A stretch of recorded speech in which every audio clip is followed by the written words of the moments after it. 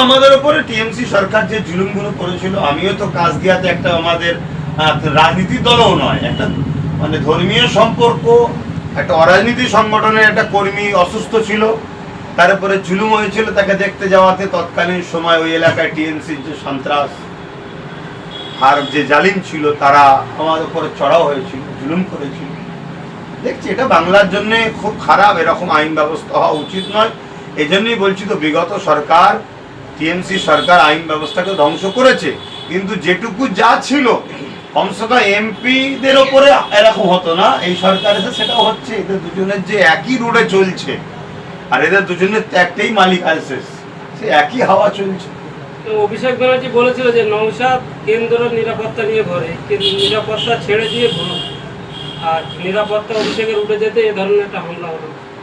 Actually কথা হচ্ছে একটা বাচ্চা ছেলের মতো কথা, মূর্খর মতো কথা। আমি প্রায় বলেছি প্রশাসন কেন্দ্র হয় না, রাজ্যেরও হয় না, প্রশাসন দেশের পাবলিকের ট্যাক্সের টাকায় হয়। নওশাদ যখন রাজ্য সরকারের কাছে চাইলো দিল না, তখন কেন্দ্র সরকার দিল না, তখন হাইকোর্ট তাদেরকে দিয়েছে। কি দেশের সম্পদ দিয়েছে, দেশের যে অর্থ থেকে আমাদের ট্যাক্সের পয়সা যারা মাইনে পায় তাদেরকে গার্ড হিসাবে, নিরাপত্তা হিসাবে নিরাপদ দেহরক্ষী দিয়েছে। এটা হচ্ছে বিষয়। দ্বিতীয় নম্বর কথা, আজকে অভিষেক ব্যানার্জির গার্ড তুলে নিয়েছে। এই অভিষেক ব্যানার্জি যখন বিগত দিন দিল্লি থেকে তার বাসভবন হোক বা পার্লামেন্টে যায়, সে তো কেন্দ্র সরকারের, দিল্লি সরকার তো বিজেপি, তাদের তো প্রশাসন লেখরে। এবং বিগত দিন জিতার পরে আজ পর্যন্ত যতজন প্রশাসন ছিল সেও তো বিজেপি সরকারের। এগুলো বাচ্চার মতো কথা। আর দ্বিতীয় নম্বর কথা, তার গার্ডকে তুলে নিয়েছে। দেখুন ওদের মধ্যে ব্যক্তিগত আকসাক্ষী চলছে না হিরো বানাবার প্ল্যান চলছে, সেটা আরো কিছুদিন গেলে ফিকে হবে। তবে আমি এতটুকু জানি, অভিষেক আর শুভেন্দু দুজনের মধ্যে একটা লবি আছে। কেন? শুভেন্দু টিএমসি দলটার জন্য যা করেছে, এটা আরো 10 জনের মধ্যে মানে অন্য কেউ, অন্যতম একজন টিএমসির জন্য অনেক কিছু করেছে। কিন্তু অভিষেক হঠাৎ করে এসে বসাতে শুভেন্দুর এখানে আস্তে আস্তে পাতা মমতা ব্যানার্জি গুরুত্ব দিচ্ছ না। এই যে একটা রাগ আকসাক্ষী, আজকে ক্ষমতা এসছে সে রাগ মিটাচ্ছে, কিন্তু আমার মনে হয় না যে সেও একজন আইনের লোক।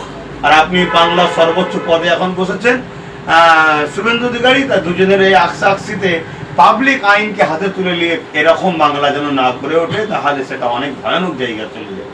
24 ঘন্টার মধ্যে আপনার কেন্দ্রের সাংসদ, আপনারও সাংসদ, তিনিও আক্রান্ত হয়ে যাবে। কিন্তু সেটাই বলছি, আইন ব্যবস্থা ধ্বংসের দিকে। বিজেপি শাসিত এলাকাগুলো অন্যান্য জায়গাতে এরকম ব্যবস্থা হয়ে আছে, আইন ব্যবস্থা নাই, মানুষের হাতে রাজ চলে গেছে, মানুষ এখন সন্ত্রাসী গুন্ডাগিরি শুরু করেছে। এটা অত্যন্ত দুঃখজনক, এটা কোনোভাবে কাম্য নয়। হ্যাঁ, আমি এটাও বলছি, অভিষেক ব্যানার্জি, কল্যাণ ব্যানার্জি, আরো যারা আছে টিএমসি, তাদেরকে যদি পুলিশ অ্যারেস্ট করে তাদের যে অন্যায় বিচার করে আমি খুশি হব, কারণ তারা অন্যায় করেছে, অনেক অন্যায় করেছে। কিন্তু তা বলে পাবলিক তাদের উপরে জুলুম করবে, গায়ে হাত তুলবে, আইনকে হাতে নেবে, এটা কোনোভাবে মেনে নিতে পারি না। যে আমার দুশ্মনী করেছে বলে আমি আনন্দ করব, এটা বাংলার জন্য ক্ষতি হবে, দেশের জন্য ক্ষতি হবে। শ্রমিক ভট্টাচার্য প্রশ্ন করছে যে এটা মানে অভিষেক ও কল্যাণ ব্যানার্জির উপরে যে আক্রমণ হয়েছে, ওটা আক্রমণ না, এটা জনজোয়ার, কি বলবেন? জনজোয়ারকে তো রুকা দরকার। কালকে শ্রমিক ব্যানার্জির ভট্টাচার্য নাকি জনজোয়ার, তাকে একটু হালকা পাতলা দিতে সে খুশি হবে কি? এই কি এটা তো কোনো কথা নয়, এটা রাজনীতির নেতাদের মুখে কথা নয়। জনগণ তাদের বক্তব্য থাকতে পারে, মুখে অনেক কিছু বলতে পারে, কিন্তু মানুষের উপরে হাত তুলতে পারে না। হাত, তার জন্য বিচার আছে, আপনি কেস করতে পারেন, আইন প্রশাসন দেখবে। আজকে তোমাদের এত ক্ষমতা, তো এদের দুর্নীতির ফাঁস তো তোমাদের কাছে আছে, তোমরা তুলে নিয়ে এদের বিরুদ্ধে ব্যবস্থা করতে পারো। একটা যে প্রশ্ন করছেন আপনারা, এটা একটা প্রশ্ন চিহ্ন, এটা কিন্তু বিষয় বুঝার যে এদেরকে নতুন করে হাইলাইট করার একটা প্ল্যান হতে পারে, ওটা একটা ষড়যন্ত্র হতে পারে। এই যে রাজ্য সরকার ক্ষমতায় আসার পরে একটা সার্কুলার জারি হয়েছে দেখি যে মাদ্রাসায় বন্দে মাতরম যে গানটা আছে সেটা গাইতে হবে, বিষয়টা কি? শোনেন, সংবিধান কাউকে ফোর্স করার ইজাজত দেয়নি। যদি কেউ ফোর্স করে সে সংবিধান বিরোধী কাজ করবে, তো সংবিধান বিরোধী যে হবে তাদের বিরুদ্ধে আমাদের লড়াই চলবে। এই যে গানটা গাইলে সমস্যা কি? অনেকে হিন্দুত্ববাদী, তারা ব্যাপারটা হচ্ছে সমস্যা ও সমস্যা নয়, তুমি আমার উপর চাপিয়ে দেবার অধিকারটা তোমায় কে দিয়েছে? তুমি কে? তুমি কোন লাট সাহেব? তুমি জনগণ তোমাকে পাশে দাঁড়িয়ে তুমি ক্ষমতায় এসছো, কালকে অন্য কারো পাশে চলে যাবে। কিন্তু সংবিধান একমাত্র পারে আমার ওপরে কিছু চাপাতে, আমাকে কিছু বলতে পারে। কেন সংবিধান আমার দেশের মেন ধাঁচা, সে ওই যে দেশ চলবে। তুমি এটা ব্যক্তি, তুমি চাপিয়ে দিতে পারো না। তাহলে আমি কালকে তোমার উপরে কিছু চাপাবো, আরেকজনের উপরে চাপাবে, এতে দেশের সিস্টেম খারাপ হবে। কারো ভালো লেগেছে সে গাইতে পারে, কারো ভালো লেগেছে আরো কিছু গাইতে পারে। আমাদের মাদ্রাসায় গুণত অনেক দেশপ্রেমের কবিতা আছে, অনেক দেশপ্রেমের গদ্য মানে যেগুলো আছে সেগুলো দেওয়া হয়। তো তোমারটাই করতে হবে, তোমার বলাটাই মানবো কেন? এটা দিব কথা বুঝাচ্ছেন? এবার কি সমস্যা আছে না আছে অত দিবেন আমি যাবো কেন? আমার একটাই কথা, তুমি কে চাপাবার কে? সংবিধানের উপর তো তুমি নয়, ব্যাস এতটুকু। আসামের সিস্টেমে পশ্চিমবঙ্গে একাধিক খারিজি মাদ্রাসাকে ভেঙে ঘুরে দেওয়ার প্ল্যান চলছে, কি বলবেন? দেখুন, বিজেপি আগাগোড়ায় মাদ্রাসাকে ভয় করে। কারণ মাদ্রাসা থেকেই তো ডক্টর এপিজে আব্দুল কালাম বেরিয়েছে, মাদ্রাসা থেকেই তো দেশপ্রেমিকরা বাহির হয়। তাই এরা যে দেশকে যেভাবে শেষ করছে, এরা কোনোভাবে চায় না মাদ্রাসা থেকে সেই দেশপ্রেমিক বাহির হোক, যারা আগামী দিনে আমাদের বিরুদ্ধে ঐক্যবদ্ধ হয়ে গড়ে উঠুক। তাই আগাগোড়াই বিজেপি মাদ্রাসার বিরোধী। তবে মনে রাখবেন, অন্যান্য সরকার যেভাবে ভেতর থেকে মাদ্রাসাকে ক্ষতি করে, যেমন বিগত সরকার টিএমসি সরকার মাদ্রাসা শিক্ষা ব্যবস্থাকে ধ্বংস করে দিয়েছে, নীরবে ধ্বংস যাকে বলা হয়, এরা প্রকাশ্য করে। অতএব আমার দেশ যে রাইট দিয়েছে, সেই রাইটের ওপরে যেই হস্তক্ষেপ করবে তার বিরুদ্ধে আইনত লড়াই হবে, মাঠে ময়দানে লড়াই হবে। এবং দুঃখের বিষয়, আমার কম আজকে সজাগ নয় বলে এরা এতটা জোর দেখাতে পারছে। কম যদি সজাগ হতো তাহলে কিন্তু এরা এতটা জোর দেখাতে পারত না। এয়ারপোর্টের মসজিদটাকে সরিয়ে দেওয়ার একটা চিন্তা ভাবনা, এটা অনেক আগে থেকে চিন্তা ভাবনা হচ্ছে, বিজেপি সরকার আসার পর সবাই শুনছি চিন্তা ভাবনা করছে। কতদূর কি হয় দেখা যাক না। তবে আমি যতটুকু জানি, মসজিদ আগে হয়েছে, এয়ারপোর্ট পরে হয়েছে। অতএব আমার ঘরের ওপর দিয়ে হঠাৎ করে তোমার কিছু করে দেবে আর বলো সরিয়ে দেবো, এটা মানে জুলুম করা হবে, সংবিধান বিরোধী কাজ হবে। মসজিদ অনেক আগে হয়েছে, অতএব সে তখন আমরা দেখবো। এই বিজেপি সরকার বলেছিল অন্নপূর্ণ ভান্ডার দেবো, এখন 12 পাতার ফর্ম দিচ্ছে এবং মানুষ জটিলতা করছে। এটা না দিবার একটা প্ল্যান। আর যদিও বা কেউ লোভ লালসায় পড়ে পুরো ফ্ল্যাপ করে, আমার তো মনে হচ্ছে তার বায়োডাটা সব লে নিল, তাকে হয়তো এনআরসির মধ্যে তো ফেলার প্ল্যানও করতে পারে। না হয় মাত্র 3,000 টাকা, তাও বলছে তো শুনছি, এই 3,000 টাকার জন্য 12টা পাতার ফর্ম ফিল আপ করতে হয়। হ্যাঁ, আর একটা কেউ এমএলএ মন্ত্রী দেশের প্রধান হতে গেলে তাকে মনে এত কিছু ফিল আপ করতে হয় না। যা যা বলা হচ্ছে তো একাধিক মানুষ পাবে না। এই যে ব্যাপারটা বলছেন না, যে এই স্লোগান দিতে হবে, এয়ারপোর্টে মসজিদ সরাতে হবে, গরুল এই হয়েছে, এগুলো শুধুমাত্র মানুষের মাইন্ডকে ডাইভার্ট করতে চাইছে। এই অন্নপূর্ণা ভান্ডার দেবে বলেছিল, এখনো হচ্ছে না কেন? গ্যাসের দাম কমাবে বলেছিল, হলো না কেন? তেলের দাম কমাবে হলো না কেন?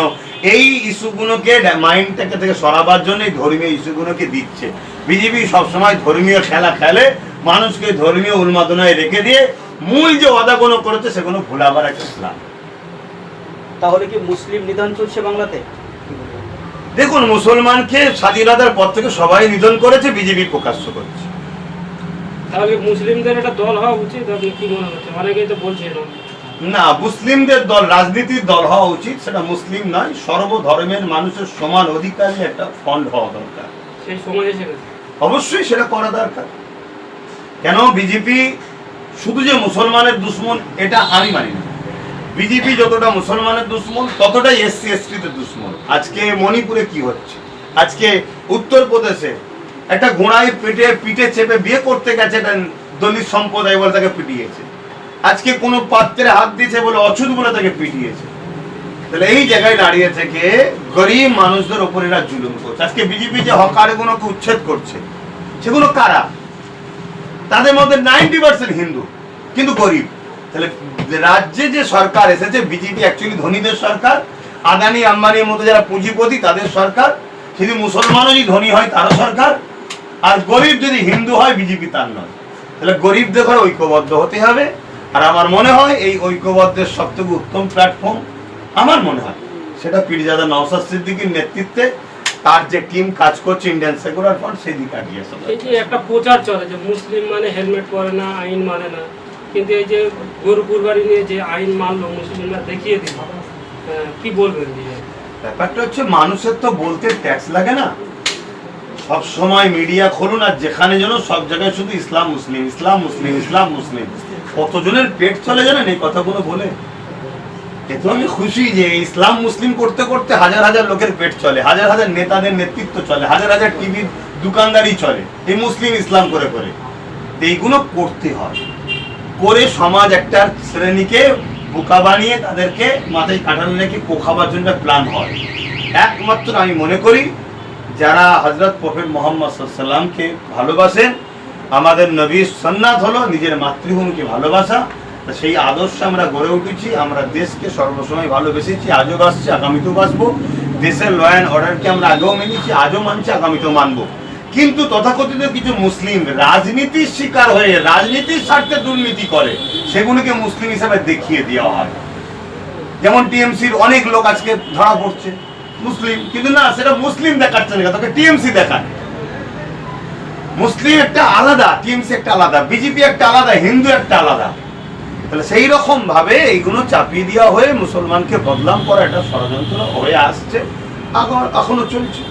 এই লাস্ট একটা প্রশ্ন করবো, দিলীপ ঘোষ তিনি বাইক চালাচ্ছেন এবং তার মাথায় হেলমেট নেই, ভিডিওটা ভাইরাল। তাহলে তো আপনারা নিজেরাই তো দেখছেন যে আইনকে যদি সব থেকে বেশি অমান্য করে তারাই করে যারা ক্ষমতার জোরে বসে আছে, তারা আইনকে বুড়া আঙুল দেখায়, তারাই মানুষের রক্ত শোষণ করে, তারাই নিয়মকে ভঙ্গ করে, স্কুল থেকে শুরু করে সব জায়গাতে, স্বাস্থ্য থেকে শুরু করে বিগত দিনেও দেখে এসছি, আজও দেখছি, সব জায়গাতে দুর্নীতি করে ঝেড়ে ঝুড়ে তারাই খাচ্ছে। তাহলে সব থেকে বড় তো আইন যারা করবে তারাই আইনের মানে রক্ষকের নামে আইনকে ভঙ্গ করছে। কিন্তু সবাই সব করুক, সব পাখি মাছ খায় আর মাছ রাঙার দোষ হয়, সবাই সব করলেও সেই ঘুরিয়ে মুসলমান মুসলমান ইসলাম মুসলমান এই বিগত সরকারে সংখ্যালঘুদের কম বেশি প্রাধান্য দিত, কিন্তু বর্তমান যে সরকার সে কিন্তু মুসলমানদের মানে কোনো রকমভাবে প্রাধান্য দেওয়া হচ্ছে না, কি বলবো? দেখুন, বিগত সরকার সংখ্যালঘুদের প্রাধান্য দিত না, সংখ্যালঘুদের ঘরে গোলাম বানাতো। আর বর্তমান সরকার প্রকাশ্য বলছে সংখ্যালঘুদের আমরা কোনো কিছু করব না। কেন করবে না? এটা প্রশ্ন তো। কেন বিগত সরকার এমন ভাবে সংখ্যালঘুদের নিয়ে হাইলাইট করেছে, এমন অ্যাড দিয়েছে যেন মনে হচ্ছে সংখ্যালঘুদেরই সরকারটা বিগত সরকার ছিল, তাই এই সরকার বলছে আমরা সংখ্যালঘুদের বিরুদ্ধে সরকার। তাহলে এই যে সংখ্যালঘুকে ফাঁসাবার পিছনে বিজেপি যাতে সংখ্যালঘুদের বিরোধী করছে, সংখ্যালঘু দেবো না বলছে, এর জন্য বিগত সরকারেরই দোষাচার, এরা দুজন ভাই বোন সেটিং এ আছে, এটা প্ল্যান মাফিক কাজ হচ্ছে। ভাইজান, আমি লাস্ট কোশ্চেন করবো যে বর্তমান সরকার বিভিন্ন দিন থেকে বলে আসছে যে এসআইআর, এই অন্নপূর্ণার নামে কি এসআইআর করার চেষ্টা করছে, এটা নিয়ে কি?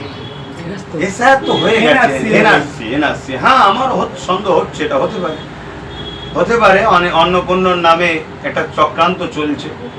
মানে যে আমরাও তো দেখেছি কাউকে ধরার আগে খাবার দিতে হয়, খাও, খেতে খেতে আস্তে আস্তে যখন আসবে তারপরে তাকে ধরা হবে।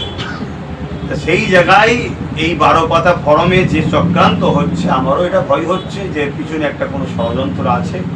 এবং বকলমে এটাও হতে পারে যে 12 পাতা ফরম তো ফিল আপ করতে পারবে না, অত অন্নপূর্ণা দেবও না।